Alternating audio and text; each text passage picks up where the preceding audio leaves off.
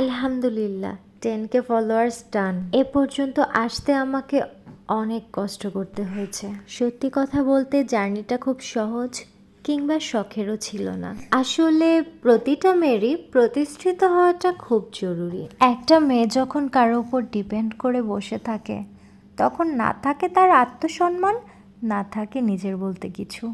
আজকালকার যুগে যার মুখের ওপর এক বান্ডেল টাকা ছুঁড়ে মারতে পারবেন তার মুখই বন্ধ।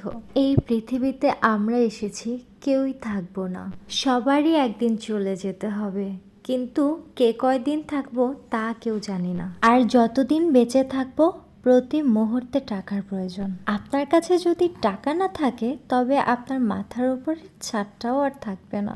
খুব শান্তিতে ফ্যান চালিয়ে এই যে গরমে আরাম করছেন সেটার পেছনেও কিন্তু আছে টাকা। টাকা না থাকলে না থাকবে প্রয়োজন, না থাকবে প্রিয়জন। সত্যি কথা বলতে ভালোবাসাটাও আজকাল টাকার দরদামেই কেনা বেচা হয়। এবার বলুন জীবনের কোন ক্ষেত্রে আপনি টাকা ছাড়া চলতে পারবেন? একটা বিবাহিত মেয়ে, ছোট বাচ্চার মা যখন জীবনে নিজের পায়ে দাঁড়ানোর প্রয়োজন অনুভব করে তখন হুট করেই সে চাকরি নিয়ে ফেলতে পারে না। আর ব্যবসা করার মূলধনই বা তাকে কে দেবে?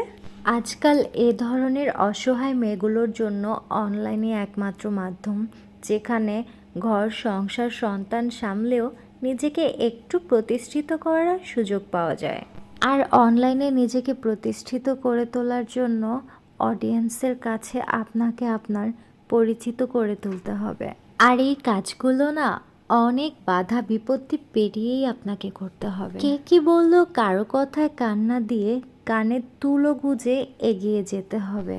যেদিন নিজে কিছু একটা করে দেখাতে পারবেন সেদিন নিজের শখ স্বপ্নগুলো একের পর এক পূরণ হতে থাকবে ইনশাল্লাহ। আর সে সময় ভালোবাসার মানুষেরও কিন্তু অভাব হবে না। যে আত্মীয় স্বজন আশেপাশের লোকজন আজ মুখ ফিরিয়ে নিচ্ছে, কোনো এক সময় তারাই আপনার সাথে একটু কথা বলার জন্য সিডিউল নিয়ে বসে থাকবে। সত্যি কথা বলতে একটা অত্যাচারিত মেয়েই জানে তার জীবনে প্রতিষ্ঠিত হওয়াটা কতটা জরুরি।